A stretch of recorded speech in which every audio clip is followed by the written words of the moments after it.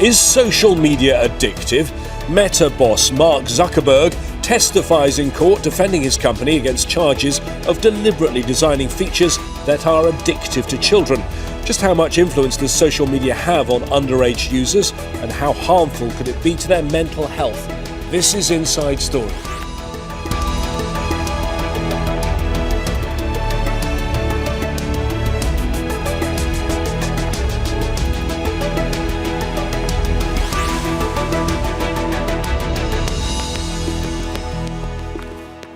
Hello again, I'm James Bays. Social media on trial. Mark Zuckerberg has appeared in court in Los Angeles to answer questions about accusations of harm that his Meta company causes to young users. The landmark trial is looking into the addictive aspects of the use of social media. It's part of a big wave of growing anger against tech platforms, which is said to contribute to addictive behaviour. As a response, some countries have already started restricting access to youngsters. Others have gone as far as banning their use for children under 16. But can a court case change things, and what role should families play in controlling their kids' excessive use of social media? We'll talk to our panel of guests in just a moment, but first this report from Michael Apple. Excuse me, sir. Excuse me, sir. He's the face of big tech, a titan of industry behind Meta's Facebook and Instagram apps, now on trial. This was a momentous event in the history of American law and American jurisprudence because it was something that for years a social media company never thought would happen. For the first time, Mark Zuckerberg had to take the stand in a US court to defend against allegations his company intentionally designed addictive platforms that are harmful to children. The plaintiff in the case is identified only as KGM, a 20-year-old who started using YouTube at the age of 6 and Instagram at 9 years old, causing her severe mental distress, according to her. Grieving parents gathered outside the courthouse, each with a harrowing story. I'm here to represent my daughter Selena, who died by suicide in 2021 at 11 years old. Health experts, including the World Health Organization, warn about the link between increased social media use and depression, anxiety, social isolation, and thoughts of self-harm, especially among children. Zuckerberg denies any wrongdoing, saying it remains his company's goal to help people stay connected. Governments are considering the benefits of living in a more connected world, but grappling with whether there's anything social about social media anymore. Australia has become the first country to implement a blanket ban on social media for under 16s. This is Australia showing enough is enough. The move came after a study commissioned by the Australian government found 96% of children between 10 and 15 years old used social media, with 70% exposed to harmful content. And there's likely more regulation in other parts of the world on the way. This is why, in France, we are embarking on a process to ban social networks for children under 15 years old. I am proud. Observers of this case believe public scrutiny and legal liability are going to collide with business models that maximize profit and innovation.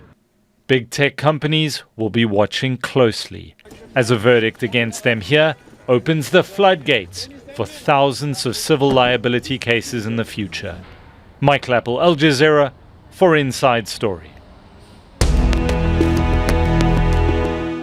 Well, let's discuss all the issues that are involved here with our panel of guests joining us today on Inside Story. In London, Adele Walton, an online safety campaigner and author of Logging Off, the Human Cost of Our Digital World. In Palo Alto, California, Larry Magid, he is CEO of ConnectSafely.org, an internet safety and security organisation which advises companies, including Meta. And also in London, Donna Dawson, psychologist focusing on personality and behaviour. Thank you, all three of you, for joining us on Inside Story. Well, you are in California, Larry. You are in Silicon Valley. I want to know first, before we get into all the issues, how big a deal is this trial? It's a huge deal because ever since 1996, there has been a law that allowed companies, interactive companies, not to be sued by private individuals. And somehow the plaintiffs in this case have gotten around that law. I think I know how they might have. But in any case, the fact that these companies are on trial is very unique because, frankly, the law has prohibited them, prohibited plaintiffs from taking these rights of action in a private manner, as is happening right now in Los Angeles. Adele, the plaintiff in this case, goes by the initials KGM, began using YouTube at the age of 6, Instagram at the age of 9, and in this court case says that she's suffering from anxiety, depression, body dysmorphia, and suicidal thoughts. Does that profile, the person who's bringing the action in this case, match with the sort of things that you hear on the other side of the world? Absolutely. You know, I'm a member of Bereaved Families for Online Safety, which was founded by Ian Russell, who lost his daughter Molly Russell to this type of harmful content on Meta's platforms. And this is a collective experience amongst young people. If you talk to any young person, they are likely struggling with their mental health. And a huge part of this is down to the harmful content that is pushed and amplified to us on these platforms.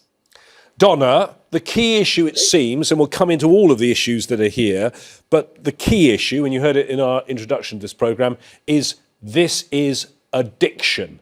Now, you are our medical expert, you're our psychologist. People understand physical addiction, like addiction to alcohol, addiction to tobacco. Just explain to us how addiction to something on the internet, social media, can actually work.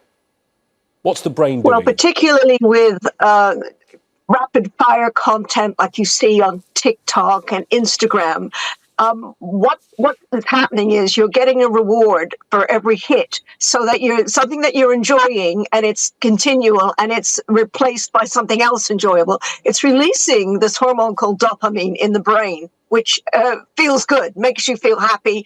It's rewarding. You want to do more of it. It becomes addictive. Not forgetting that growing brains, teenagers are very susceptible to wanting rewards and wanting more. This in turn can lead to more compulsive behavior. And in fact, some people have addictive personalities to begin with. So this just exacerbates the whole thing. But compare it to me with something like drugs or alcohol, because you're not directly ingesting something here. Is it as serious? Yeah, it's similar. It's the same pathways through the brain, through the cortex. It's basically getting a dopamine hit, whether that be from eating your favorite food, having drink, gambling, sex, over shopping.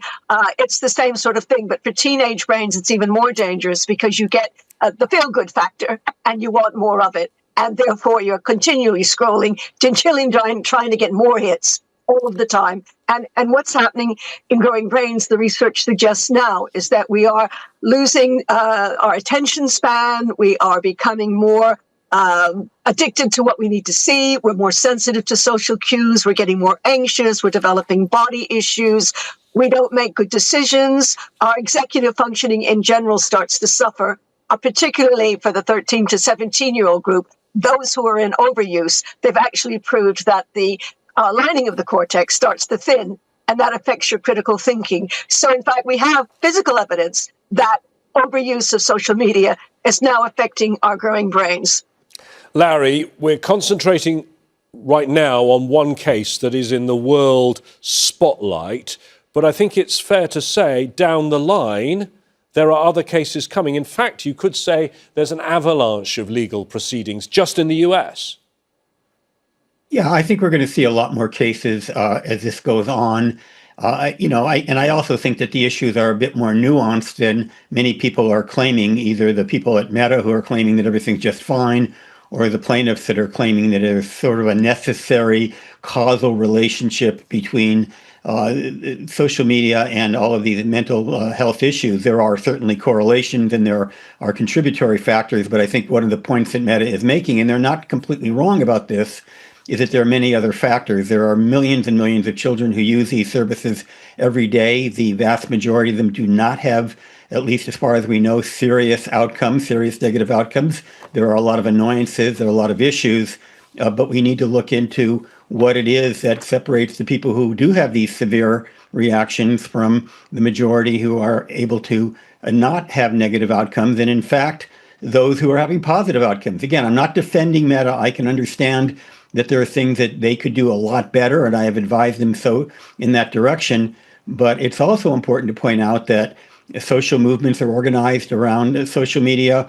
LGBTQ youth often are able to interact with people that they would not otherwise run into in their local communities, which can help their mental health. So it's somewhat of a double-edged sword, and I do think that the nuances are important. And Larry, as I understand it, simultaneous with this case, there's another one going on in Santa Fe in New Mexico with similar issues, Correct, yeah. but focusing particularly on the risk of sexual exploitation of children. Yeah, and the sexual exploitation is obviously a very serious situation. I was on the board of the National Center for Missing and Exploited Children for 20 years and did a lot of work in that area. And it does happen, unfortunately. There are awful pedophiles and those who would abuse teenagers. We hear it about in the news every day because of the Epstein case with teens, and it happens online as well. And these companies, I do believe, want very much to rid their platform of sexual exploitation, but they have failed to do so completely, and that continues to be a problem with every online service. Adele, I mean, the court cases we're talking about are in the US, and as we've said, and Larry's said, there are many more in the pipeline. How is this being seen by campaigners like yourself? You're in the UK, but campaigners worldwide. Will there be similar court cases, or is everyone waiting to see what happens in California? I think, it's at last a moment of reckoning for social media giants. This is finally a case where bereaved families and parents are being listened to about the very real and serious harms that are happening on these platforms. And, whether or not this is a handful of child suicides, which it isn't, it's many more than that. One child suicide is one too many. And I think when platforms are enabling this type of societal harm and cashing in on this crisis, then we need to stop them, whether that is through court cases or whether that is through government regulation. Donna, I mean, I think it's worth us just briefly saying what the case is for the other side in this court that's taking place in California. Meta, the social media company, its boss, Mark Zuckerberg, they're in court in recent hours. They're saying that the defendant, who, as we say, goes by the initials KGM, struggled from significant challenges in life not linked to social media, neglect, abuse, long-standing mental health issues, nothing to do with social media. How, as a medical professional, do you work out where the problem stems from, whether it is social media or whether it's other things that were going on at the same time in someone's life? Well, yeah, that's a difficult one because these things could all be happening simultaneously. And let's not forget, social media is a tool that can be useful. I mean, as was mentioned by our other correspondent here, a little bit of use, moderate use, brings you in contact with friends and family, provides you with information, provides entertainment. Overuse is where the problem is. But also, if your personality is addictive to begin with, how do we find that out? That's the difficulty. We're all not going to get analyzed. But if we do tend to find that we have obsessive behavior in other areas, that's going to be exacerbated, amplified by social media. So certainly there are other factors. But social media has a very big influence on the whole of the teenage group. 13 to 17-year-olds, they did recent studies, 78% of them check their social media every hour. 46% of them check almost constantly. So we have issues here that are almost overriding, almost kind of diminishes other aspects that may be involved. Larry, I mean, Mark, go ahead, Larry. Yeah, go ahead. Yeah, I think that's a very insightful comment. And, again, I'm not here to defend these companies. I do agree that there's some things that they need to be doing to cut back on the addictive nature of the algorithms which can suck you in. But, and I'm not trying to minimize things. And of course, I also agree that one suicide is one too many, and that there have been some links. But, as someone who, when in my youth, was morbidly obese, I understand what it means to be overusing a substance. In my case, it was food. In other people's cases, alcohol. And the fact is that, do I blame the food industry for the fact that I overate? Well, some people might argue that advertising and salt and sugar and all these factors may incentivize people to eat too much. But at the same time, we don't want to ban food. We don't want to ban ice cream. Nobody's talking about making chocolate illegal. But if you're diabetic, some of these foods could literally kill you. And even if you're not, if you overuse these foods, you're going to have negative outcomes. And I think it's very true that we need to educate young people, and for that matter, adults, and that's what Connect Safely does, about the safe use of social media, how to avoid overusing it, when to pull away, how to use it in a way that's civil and polite and gives you a positive return while greatly minimizing the risk. So again, to me, it's not an on or off. It's a how you use it in a way that's going to be helpful and not dangerous. Larry, I'd like to continue on the underlying issues in a moment, but I believe you're an expert in this industry and in Silicon Valley, and you've met Mark Zuckerberg before. This is a jury trial, and when you get a jury trial, some of it's about the theatre in court, trying to convince the jury. He didn't want to appear in court. He was forced to appear in court. They read out all sorts of internal messages and whatever. This is a man who founded Facebook 22 years ago. Doesn't like events like this, does he? No, and he's not a sympathetic figure. I think he's going to have a tough time in front of a jury for a lot of reasons, and including just his broader reputation. Some people may object to the fact that he's given a great deal of money to Donald Trump. That would offend some people. Other people might think that's great. But the point is that he's a controversial figure. And I don't think he enjoys this. When he testified in Congress, you could see he was nervous. I've seen him in personal events where I could tell he was nervous and anxious. So, but if he has to testify, I'm sure he'll be as prepared as he possibly can. Adele, how important is it for families and survivors, the person, the fact that this face of social media himself was called into the court? I think it's essential, really. He needs to be in the rooms. He needs to be face to face with bereaved families. In the announcement last year when Meta said that they were getting rid of fact checking and their content moderation policies were changing, he was very proud to announce on video that they will catch less bad stuff. I would love to see Mark Zuckerberg say that to the very bereaved families who have been affected by the policies that have come as a result of that decision, where they catch less bad stuff, meaning pro-self-harm material, pro-anorexia material, pro-misogyny material that circulates and is amplified to young users. And I think that is what's critical here. When we talk about overuse, of course, there are cases where many of us, because of the addictive nature of these platforms, we end up overusing them. But also, these platforms amplify content that we would never be exposed to in the offline world. If a billboard in a public square was showing cutting images like that of what Molly Russell saw before she ended her life, that billboard would be immediately taken down. Why do we not have the same standard for these companies? And tell me, Adele, what do you make of some of the measures that social media companies have put in place? Because they have, for example, Instagram, I believe, is operating a sort of PG-13 policy, a bit like the old days of a movie theatre. Put simply, they're laughable. Research by Arturo Bejar, who is a Meta whistleblower, found that 64% of these measures that Meta had put in place at teen accounts did not work. They were not even effective in the first place. And only 17% were working as well as they had described. So really, this is, again, an exercise in avoiding bad PR. And that's exactly why Mark Zuckerberg doesn't want to be faced with, photographers, journalists, and bereaved families.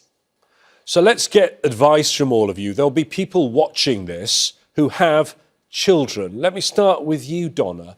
What would you advise parents? Because it's very hard, isn't it? The children, young teens, they know the technology very well, sometimes better than their parents. Yeah. Well, I would make a decision in your family when you think your child should have access to social media. I mean, I think to begin with, maybe a phone that just allows you contact. And a discussion about the pros and cons of social media should include all of us, particularly teachers at school. I think it's important that schools do ban social media phones in school. And why? Why is it? What's it doing to your brain? How does it make you feel? What's it doing to your emotions, to your self-image, to your need for a constant approval?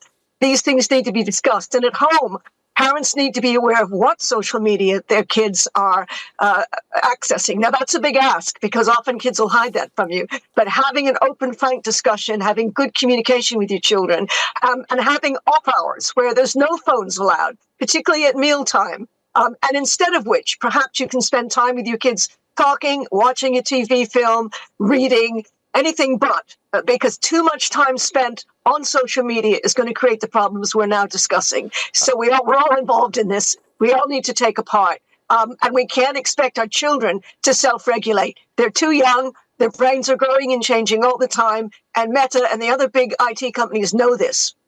Donna, what is it doing to their brains? I've heard people saying, that it can be rewiring their brains.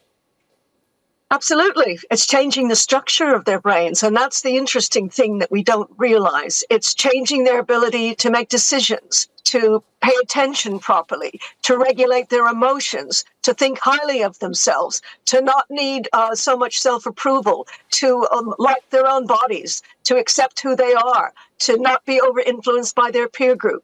All of these things that are naturally going to happen as you grow up are being over-amplified by social media and the worst aspects of it. So we need to be in there helping, guiding, advising, and in some instances controlling it.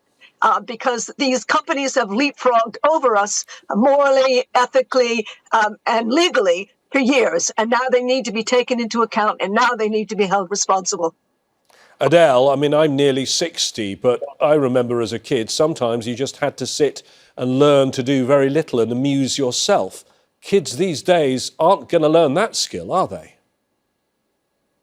No, I mean, and how can they be expected to in the face of platforms that are this addictive and this powerfully designed to capture every ounce of their attention? I'm a Gen Z. I grew up on social media myself, so I understand the scale of the challenge here. And as Donna mentioned, we cannot expect children to self-regulate. And what we really need is for our governments to be regulating. And actually, in the UK, recent polling shows that 3/4 of UK adults support stronger regulation of these companies to tackle the harmful nature that they are causing children. So I think that's what we really need to pressure for. Larry, government regulation, that's the level it should be done. What's your view on that? Is that the way forward?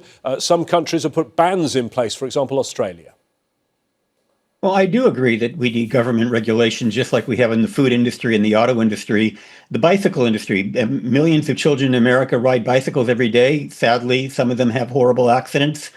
We try to regulate them to some extent.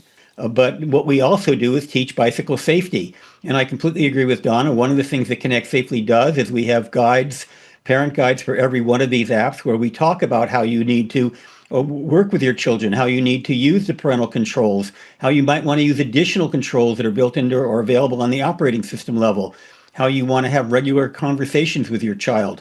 I also think it's important, and I come from a country where we have very strong First Amendment free speech rights, that you don't have the unintended consequences of denying young people access to media that they might need or want to enhance their education, to enhance their various aspects of their lives. I mentioned earlier LGBTQ. There are many other examples where young people are using social media to get access to information that they might not otherwise have, perhaps because of their parents blocking it or censorship, or you name it. It could be religious issues, it could be political issues. There's a lot of positive things that come out of social media, and I don't want to see that destroyed. But at the same time, I absolutely agree that we need to protect children against the dangers. And I'm not denying the fact that there are dangers. But again, there are a lot of things that young people and parents and educators and government can do to reduce the harms, as well as industry itself. And we need to be doing that. And the companies need to be held accountable to make sure they're doing everything possible to reduce these harms and tweaking these algorithms so they're not designed to keep you in an endless loop, as Donna mentioned, which does lead to what some people are calling addictive behavior. Donna, do we only look at the bad side of this? Because clearly children are also exposed to amazing amount of information. Again, the old man here, I used to have to go to a library to look things up. In seconds, they can find any sort of information they want. And children are often lonely. They are now connected. And maybe it's, in terms of mental health, sometimes that's a positive. Connection of any kind is good. Of course, in my opinion, you can't beat face-to-face, because that's where you really learn the nuances of social behavior. And staying too long on social media can alienate you, make you feel more isolated and lonely. But certainly, the internet is like the Wild West. It offers us a lot of good and a lot of bad, and we need to regulate and find our way through it. And let me finish with Adele very quickly. Adele, how do you see this moment? Is this the big tobacco moment for social media? Do you see this as a really key moment? I feel that it could be that moment, but only if we make it that moment. I think, we need to keep the pressure on. We need to keep pressuring these platforms to be held to account. We need to continue to put pressure on our MPs to hold these platforms to account. And like both of the other speakers said, we need to continue to have this conversation in our homes and in our communities about what social media is doing to us and how we want to create a different and better digital world for the future. Thank you very much, Adele Walton, Larry Magid and Donna Dawson. If you missed any part of our discussion, you can see the programme again anytime at aljazeera.com. If you have comments about social media platforms, contact us on our social media on Facebook, facebook.com/AJ Inside Story, or on X, look for us at AJ Inside Story. Until next time, from me, James Bays, and all the team here, stay safe and well. Bye-bye for now.